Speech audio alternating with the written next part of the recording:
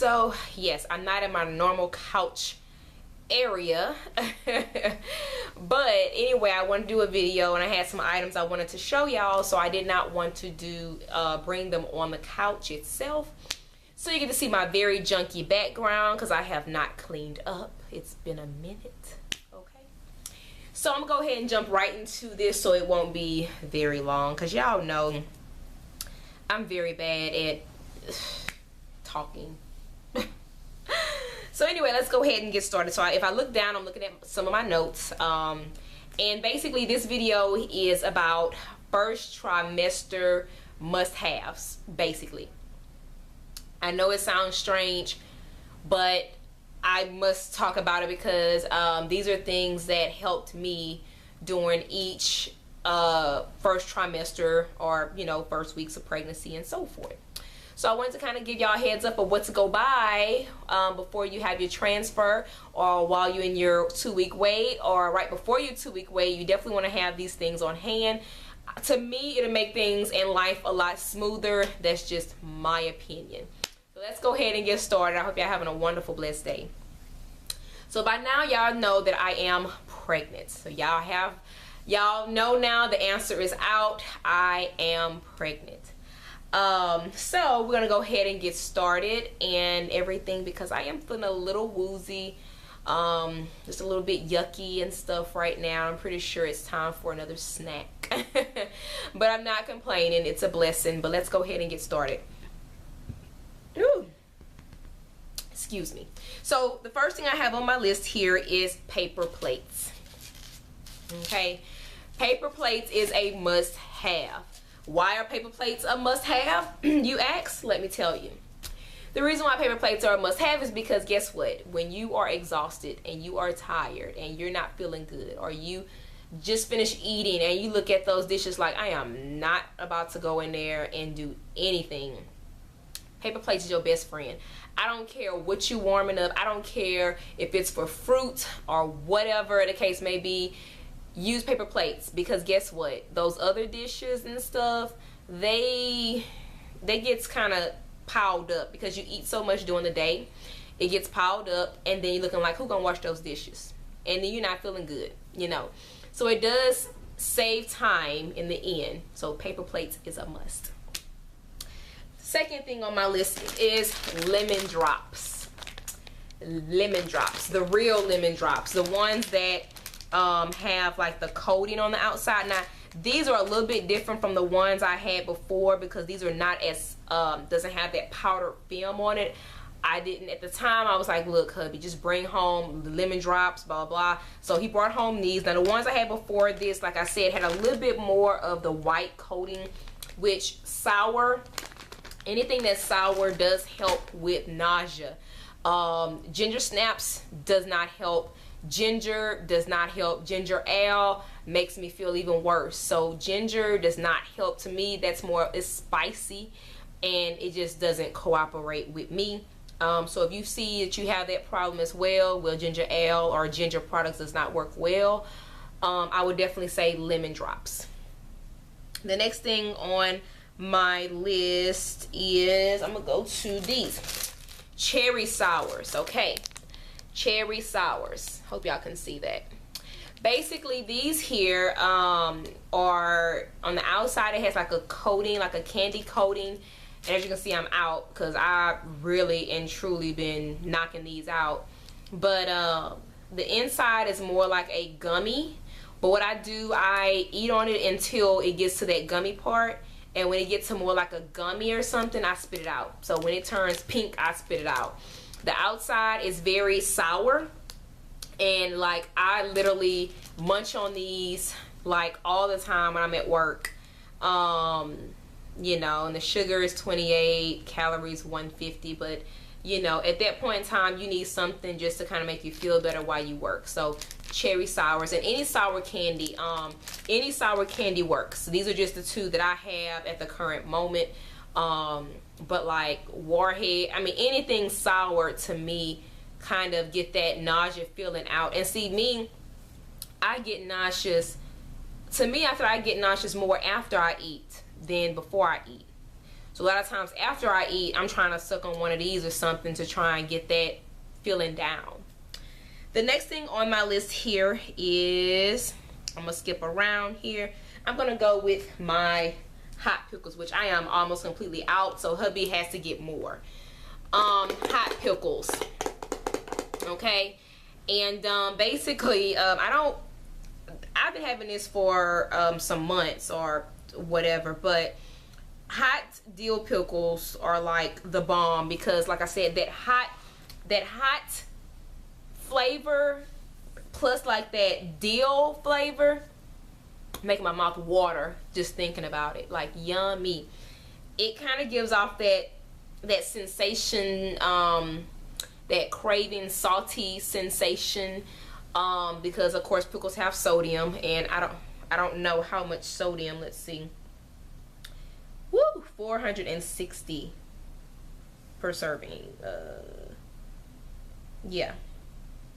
So anyways, 460 in sodium. However, that salt just quenches your craving for that salty taste.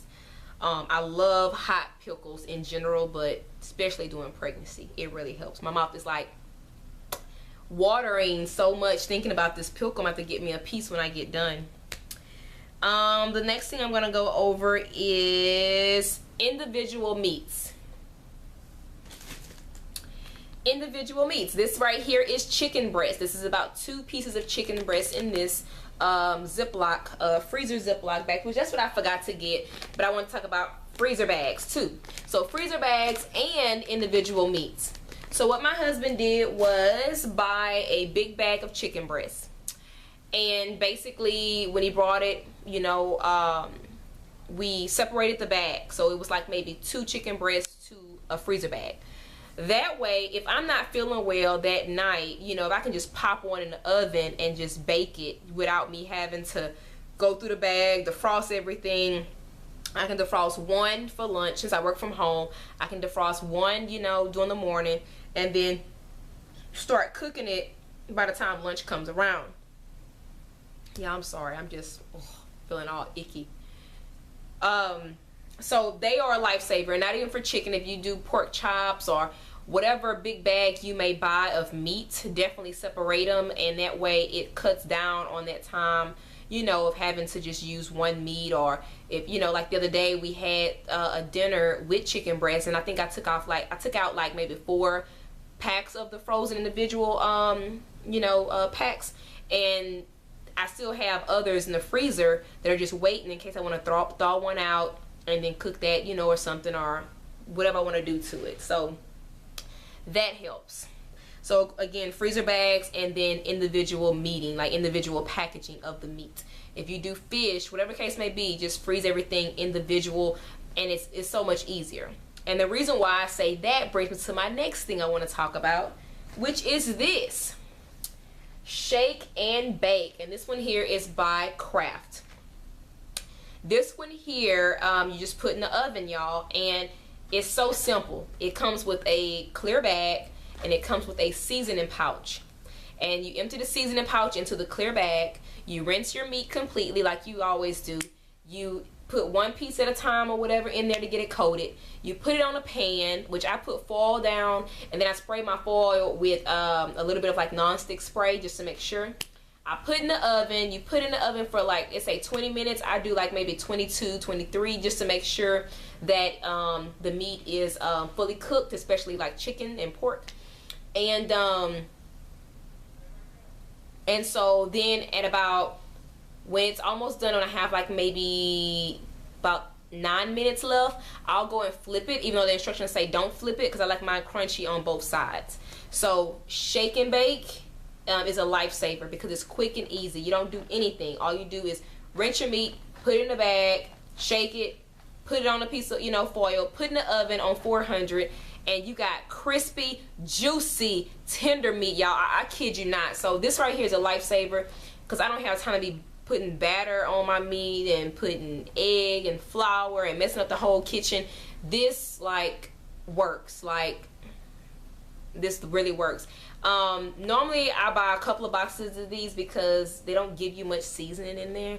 To me, with one bag or one pouch of seasoning, I probably can season about four pieces of meat really good, you know, before I have to go to the other pouch. They put 2 pouches. So normally if I'm doing a whole meal for the family, I'm using both pouches. So that sucks. But you can use it on shrimp. They tell you how to do coconut shrimp. I don't eat coconut. But you can put it on your shrimp. You can do it on fish. I need some good ideas for fish, y'all, because I used to eat, I like catfish, of course, but tilapia, I heard some bad things about tilapia, and I'm so scared to start eating it again.